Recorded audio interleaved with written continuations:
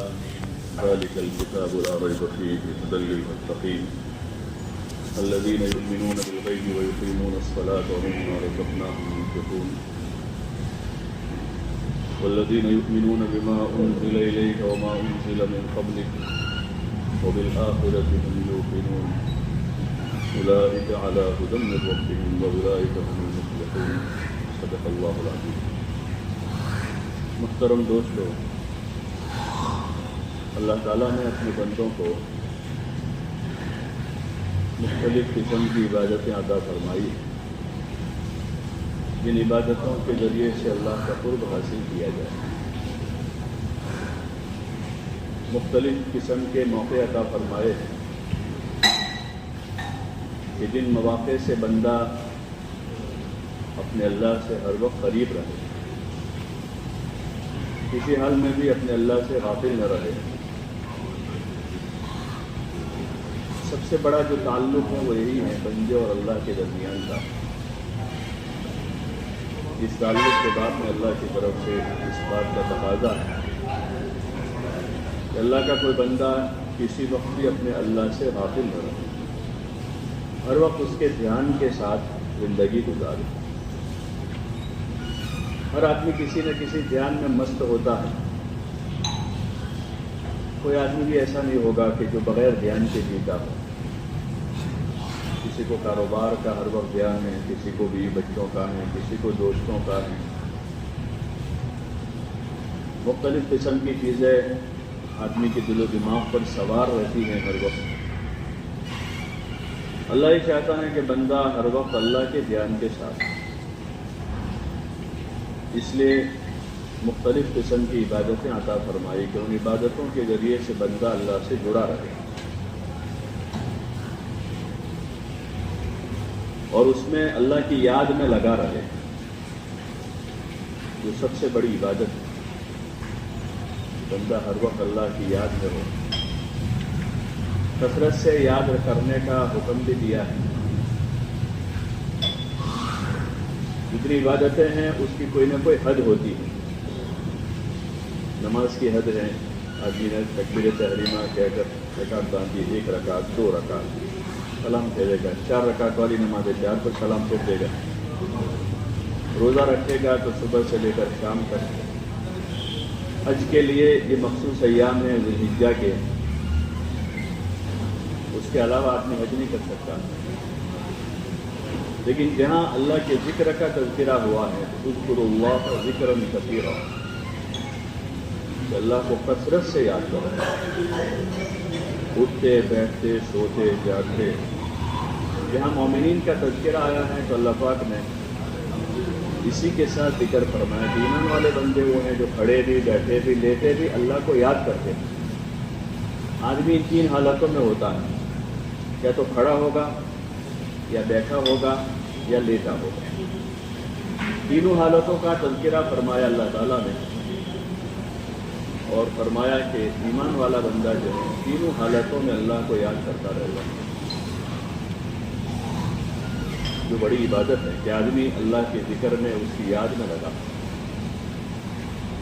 اور اسی حال میں زندگی. کھاتا ہوا بھی آدمی اللہ کی یاد میں ہو، زبان پر اللہ کا نام ہے، بسم اللہ بیٹھ بول کر شروع کر رہا ہے، درمیان میں بھی اس کھانے پر شکر ادا کر رہا ہو کہ اللہ نے کھانا عنایت فرمایا ہے، چاہے دال روٹی.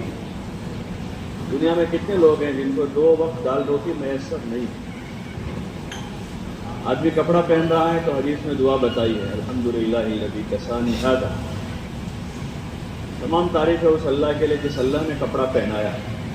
آدمی وہاں متوجہ رہے اور شکر کرے. دنیا میں کتنے لوگ ہیں جن کے پاس کپڑا نہیں ہے. آج کی دنیا میں ایسے لوگ ہیں جن کے پاس پہننے کا کپڑا نہیں ہے. دونوں کپڑے نہیں ہیں ایسے لوگ بھی ہیں. نہ ان کے پاس ازار ہے نہ قمیص ہے. ایسے لوگ دنیا میں ہیں. اور ہمارے پاس 10 جوڑی کپڑے پہنتے ہوئے اللہ ہی کو یاد کریں گے کہ تمام تعریف ہے اس اللہ کے لیے جس نے ہمیں پہنایا. کھانا کھاتے ہوئے آدمی بسم اللہ بول کر اللہ کا نام لے گا. کھانے کے بعد کی دعا میں یہی ہے کہ اللہ کی تعریف کرے آدمی، الحمدللہ الذی.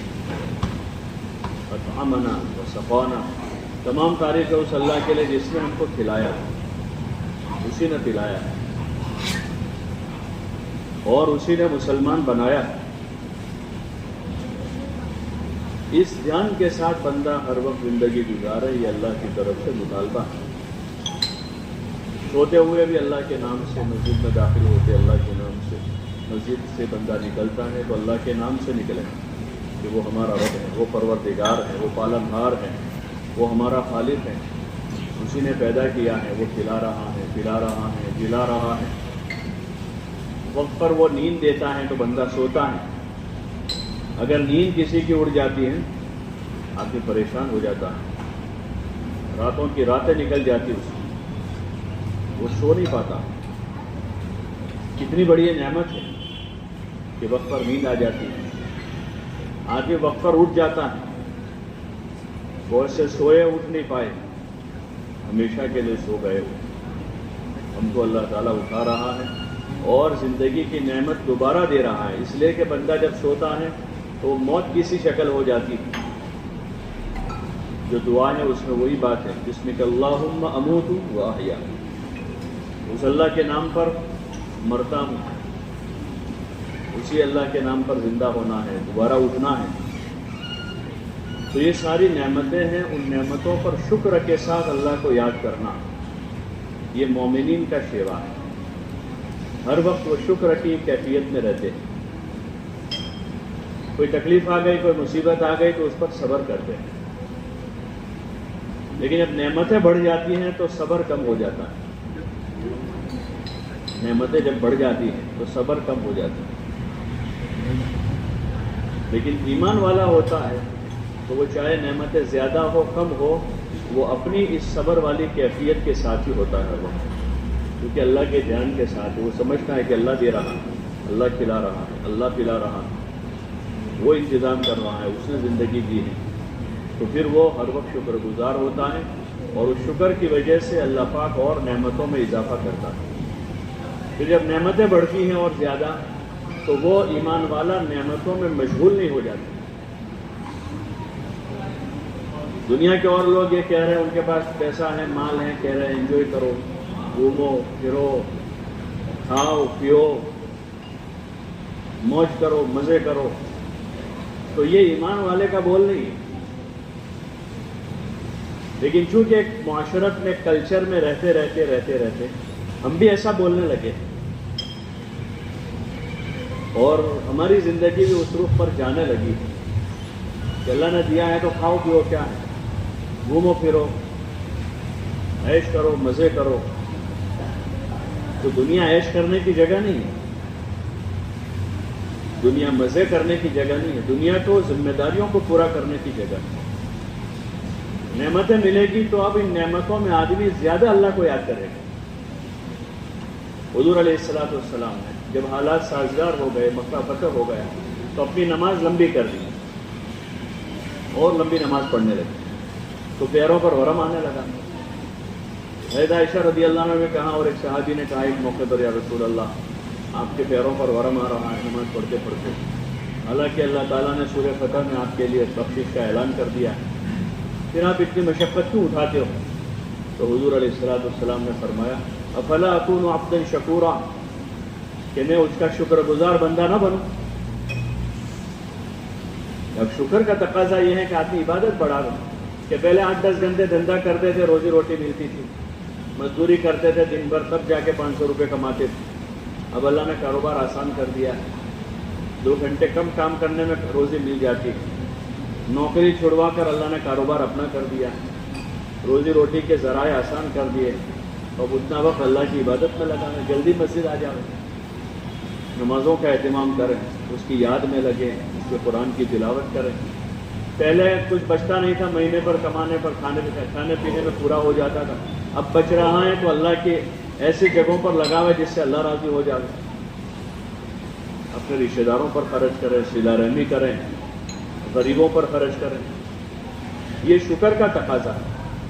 और अगर ये चीज़ न पैदा हुई तो फिर वो माल इसराफ में जाएगा, लायानी में जाएगा, बल्कि गुनाहों में जाएगा। کہ آدمی پہلے جو ہے گھر میں ہی کھا لیتا تھا، باہر چائے پیتے ہوئے سوچتا تھا 2 بار کہ 10 روپے کہیں ضائع ہو جائیں گے، غلط جگہ چلے جائیں گے۔ اب وہی آدمی 50 روپے باہر کھا لیتا ہے روزانہ، 100 روپے اڑا دیتا ہے۔ محلے کی ہوٹل میں 10 روپے کی چائے پی سکتا ہے، وہی آدمی باہر جا کر 50 روپے کی چائے پی رہا ہے اور 25-30 روپے کا پیٹرول جلا رہا ہے۔ یہ الٹی سوچی ہوئی ہے، یہ الٹی سوچی ہوئی ہے۔ صحیح سوچتی تو یہ سوچتی کہ لاؤ میں 50 روپے ہوٹل میں برباد کروں، کسی غریب کی صبح کی 4-5 آدمیوں کی چائے ہو جائے گی 50 روپے میں۔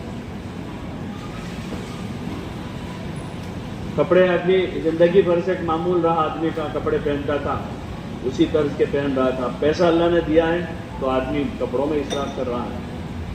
خریدتے ہوئے سوچے کہ ایک کے بجائے 2 جوڑی خرید لوں، ایک اپنے لیے، ایک اپنے غریب بھائی کے لیے خرید لوں، ایک بھانجے بھتیجے کے لیے خرید لوں تاکہ اس کی بھی عید ہو جائے گی۔ یہ صحیح سوچ ہے، یہ صحیح فکر ہے کہ نعمت پر شکر ہوگا تو پھر ان نعمتوں کے صحیح استعمال کی سوچے گی۔ لیکن یہ سوچے کہ اس وقت جب اس لائن کا آدمی کے پاس علم ہوگا، ورنہ یہ تو اغراض کی دنیا ہے، اغراض کی دنیا۔ ہر آدمی اپنی غرض پوری کرنے کے فکر میں، چاہے کسی کا کچھ بھی ہو جائے۔ اور حضور صلی اللہ علیہ وسلم والے علم میں جہاں ایمان و عقائد کی تعلیم ہے اور جہاں عبادات کی تعلیم ہے، وہیں پر یہ اس کی تعلیم ہے کہ آدمی اپنے پڑوسیوں کا خیال کرے، اپنے بھائی بہنوں کا خیال کرے، اپنے ماں باپ کی خدمت کرے، اپنے رشتہ داروں کے ساتھ صلہ رحمی کریں، اپنے مال میں غریبوں کا حصہ رکھے۔ اس کے مستقل باب ہیں، کتابیں بھری ہوئی ہے اس سے،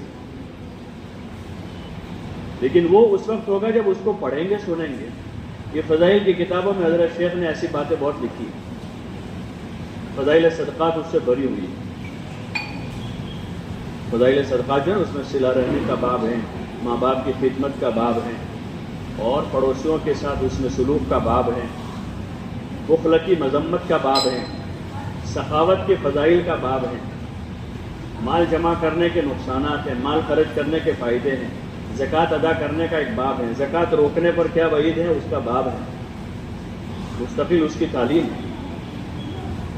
اس لیے بزرگوں نے اس کو رائج کیا کہ مسجدوں میں جو ہے ایسے وقت میں اس کو پڑھا جائے کہ زیادہ سے زیادہ لوگ شریک رہ سکیں، زیادہ سے زیادہ لوگ۔ ہمارے پہلے ہوٹلیں اور بازار کم تھے تو عشاء بعد بہت لوگ بیٹھتے تھے۔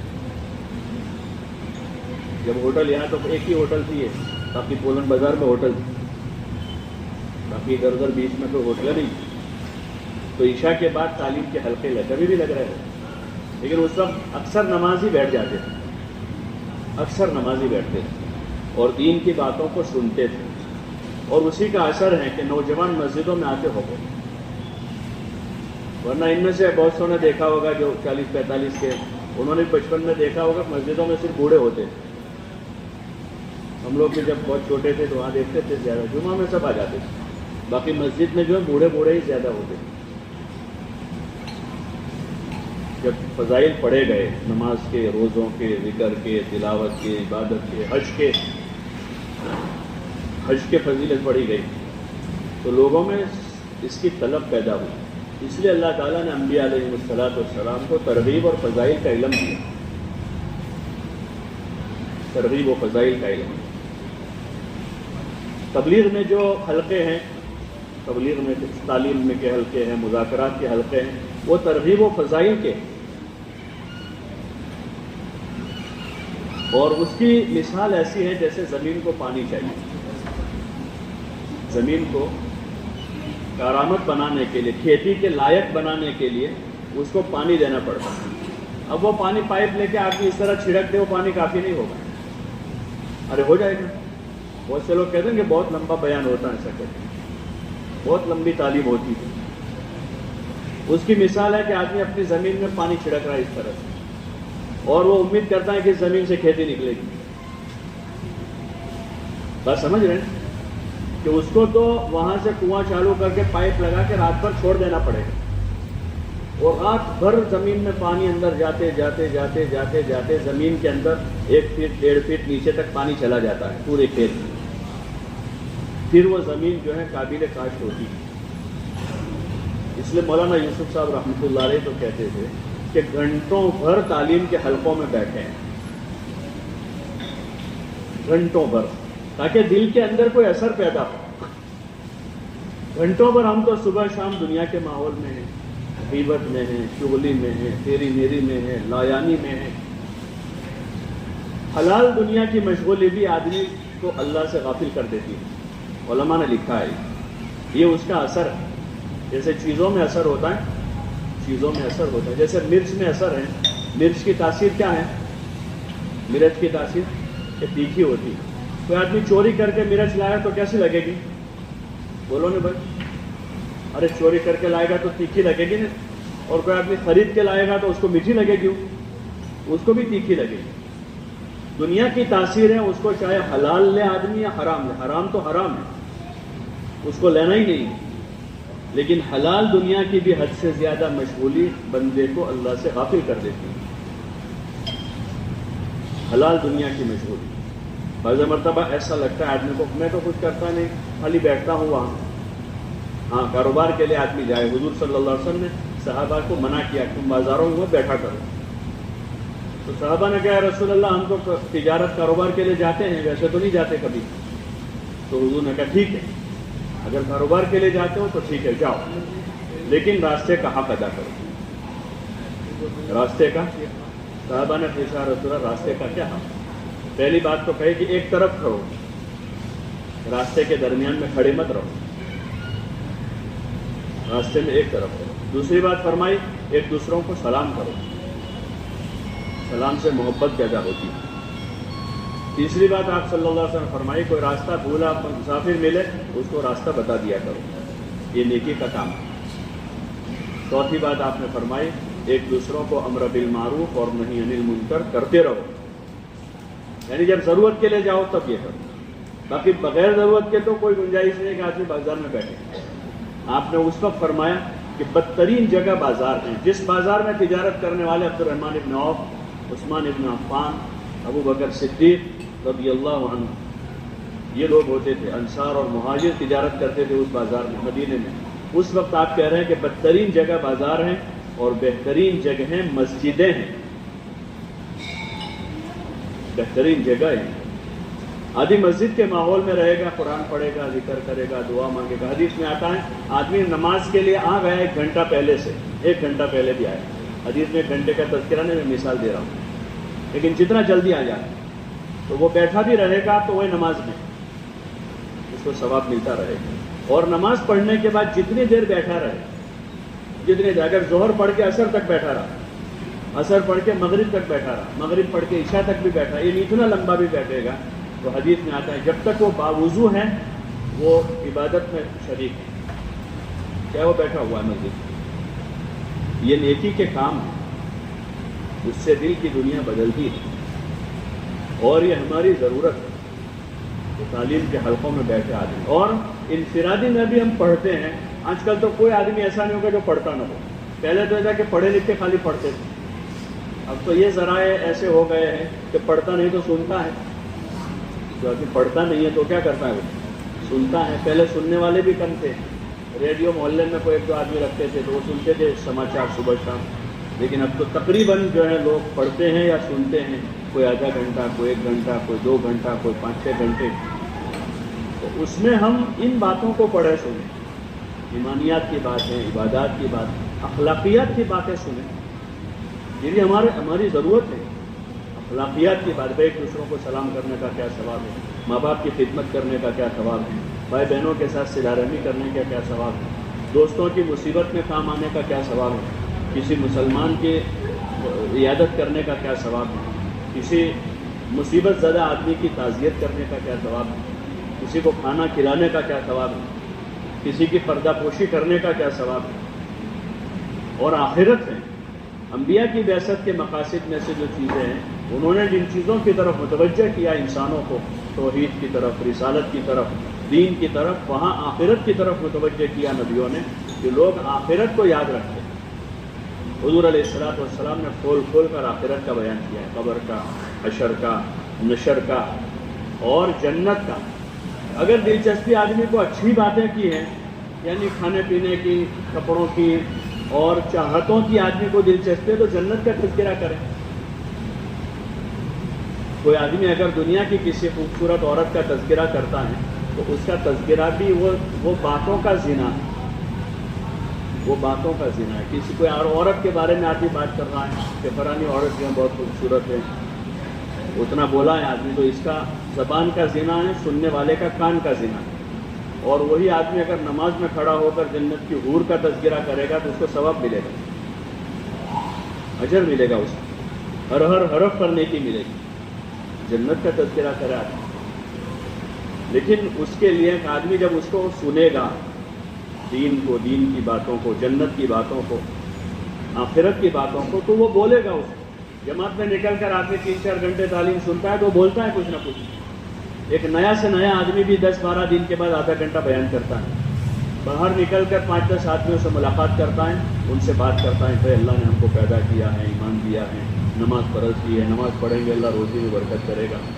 یہ باتیں آدمی بولنا شروع ہو جاتا ہے. جو دن بھر کاروبار کی باتیں کرتا تھا اب وہ فون بند کر دیتا ہے. اس کو لوگ کہتے ہیں فون چالو تو نہیں، ابھی میں جماعت میں آیا ہوں.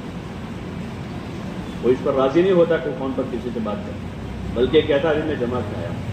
اب وہ بات کرتا ہے تو دین کی بات کرتا ہے، جنت کی بات کرتا ہے، آخرت کی بات کرتا ہے، جو ہماری ضرورت کی بات ہے. ورنہ قیامت کے قریب جو فتنے ہیں، یہ فتنے کہ آخرت بھلا دی جائے گی، آخرت کو بھلا دیا جائے، اس کا تذکرہ ختم ہو جائے گا اور لوگ دنیا میں جو ہے مشغول ہو جائیں گے، اپنے کاروبار میں، اپنے کام کاج میں، اپنی ضروریات میں الجھ جائیں گے اور دھیرے دھیرے دھیرے آخرت کو بھلا دیا جائے گا. اس لیے گزارش ہے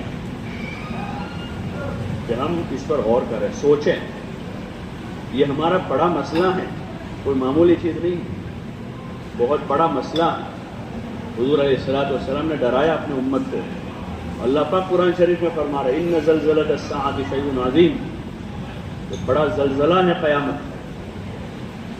تو اس معاملے میں آدمی فکر مند ہے. جتنا آخرت کی یاد تازہ رہے گی اتنا آدمی گناہوں سے بچے گا.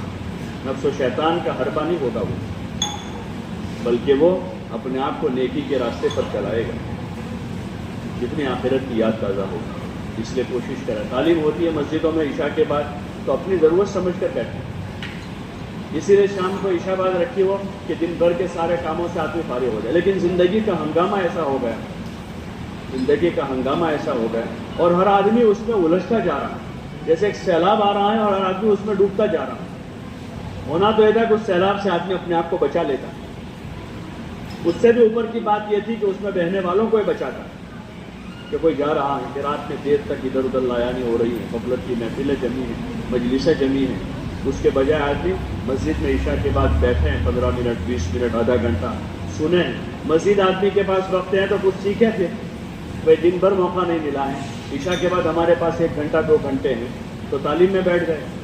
تعلیم کے بعد بھی ہمارے پاس وقت ہے تو کچھ سیکھیں. آدمی قرآن شریف صحیح کریں، اپنی نماز صحیح کریں، اپنا وضو صحیح کریں اور دیگر اپنی ضرورت کا دین آدمی سیکھیں.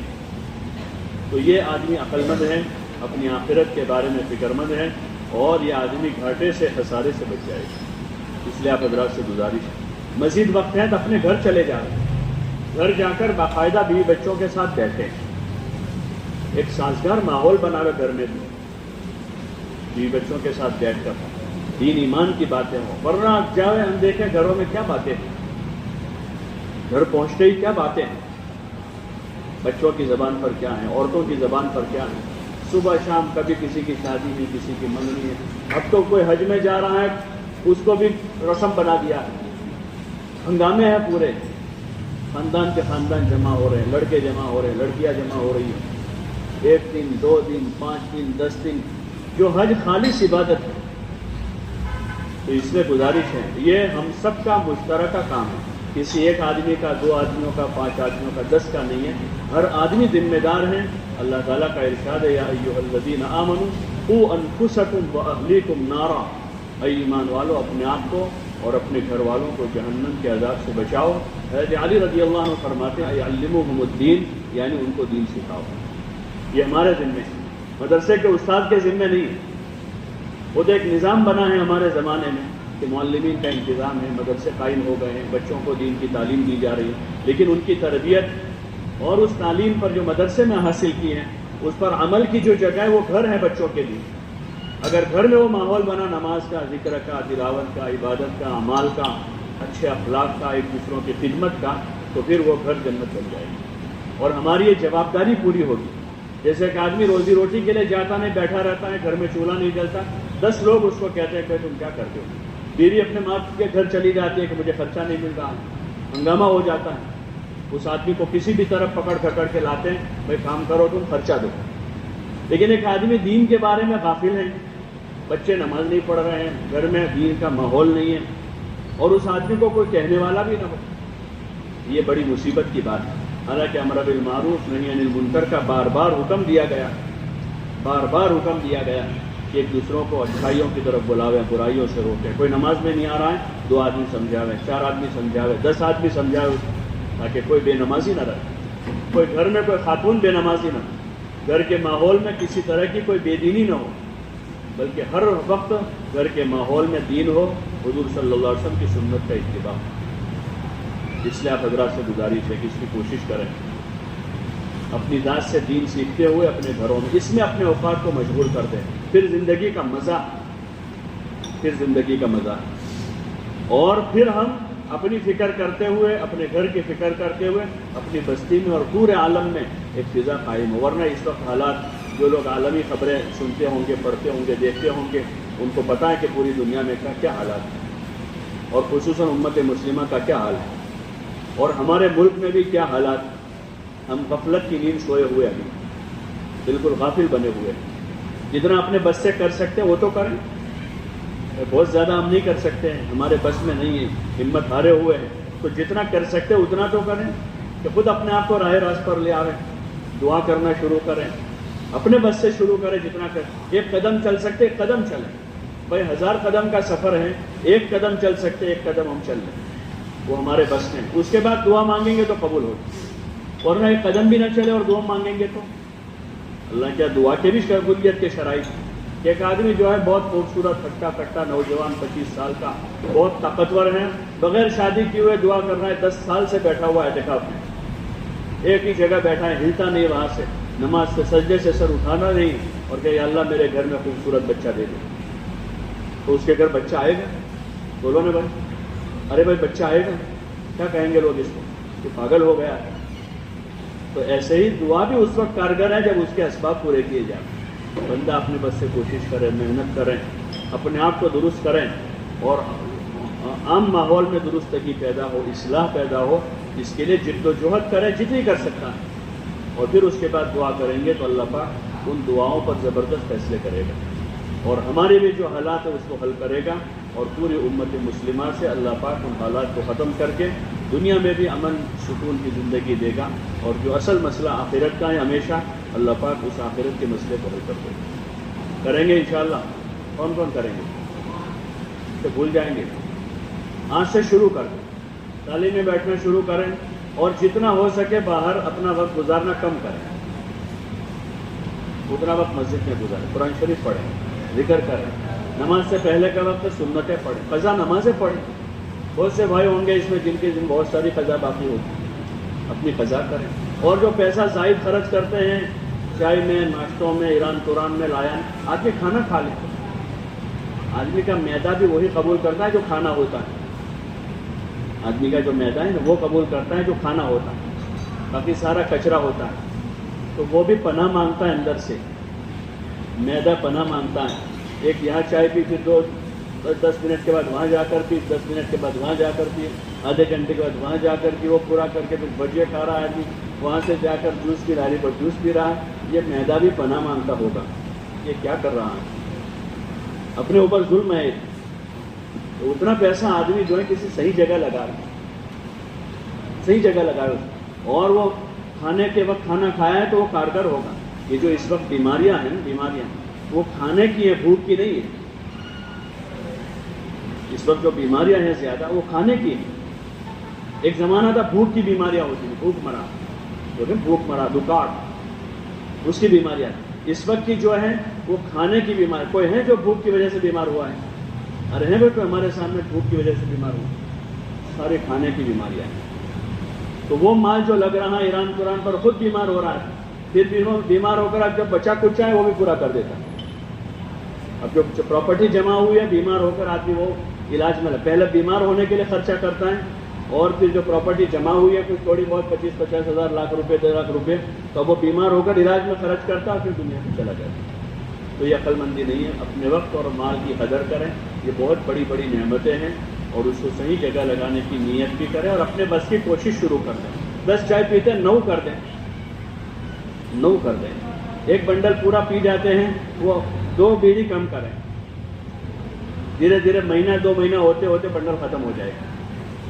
زائد میں 10 پان کھا جاتے تمباکو کے، تو 9 کر دیں، 9 کے 8 کریں، تو 6 مہینے ہوتے ہوتے وہ عادت ختم ہو جائے گی۔ ایسے ہی جتنے اور لایا نہیں ہے، چاہے وہ وقت کے حساب سے جا رہے ہیں یا پیسے جا رہے ہیں، برباد ہو رہے ہیں، تو کوشش اس کی کریں کہ اس کو ہم صحیح جگہ لگا کر اللہ کا شکر ادا کریں گے، اور اس مال سے، اپنی جان سے، اپنی زندگی سے انشاءاللہ اپنی آخرت کریں گے۔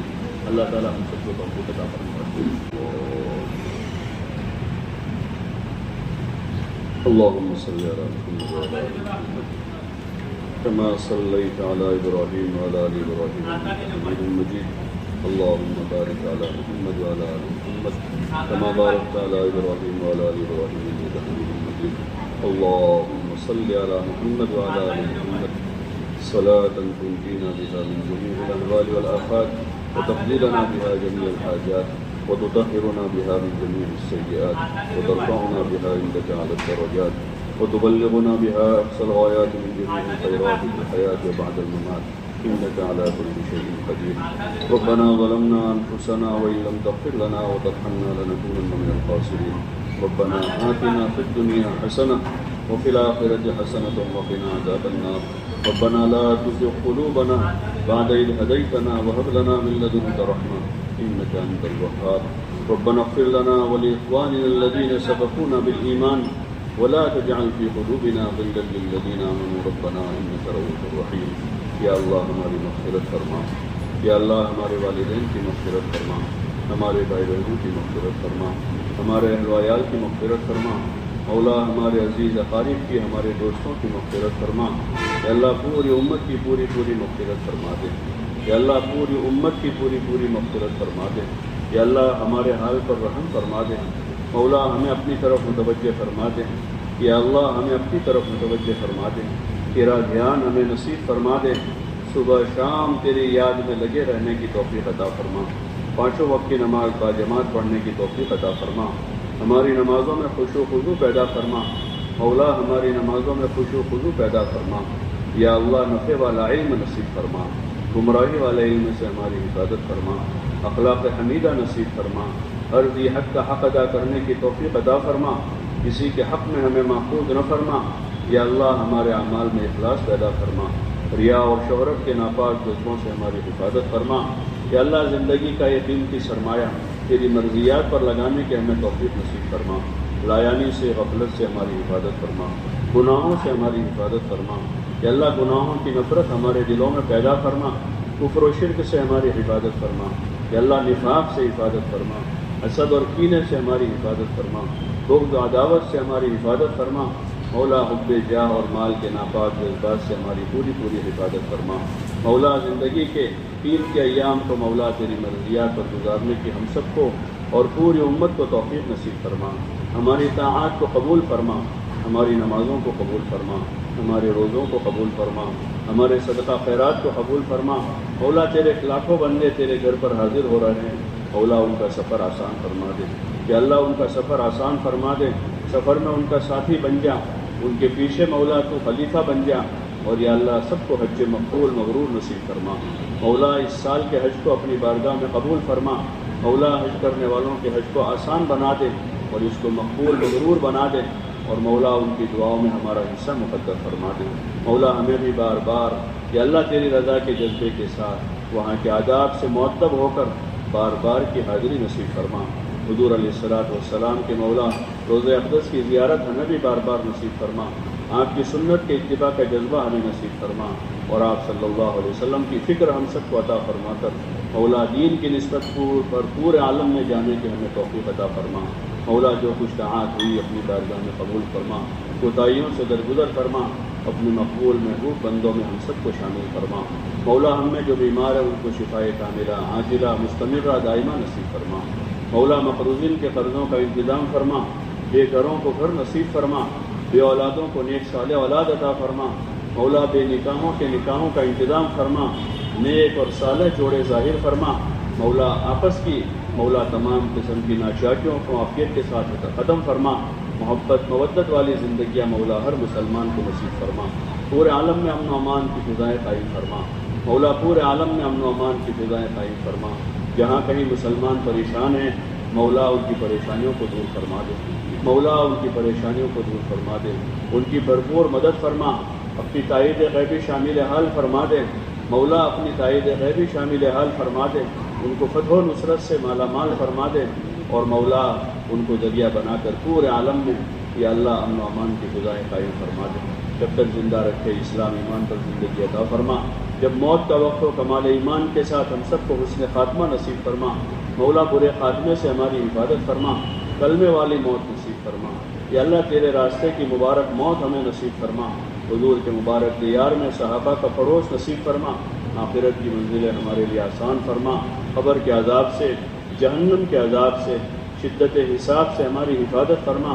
حضور علیہ السلام کے مبارک ہاتھوں جامع کوثر نصیب فرما۔ یا اللہ حضور علیہ السلام اہل بیت اور صحابہ کی مبارک جماعت کے ساتھ ہمارا حشر فرما۔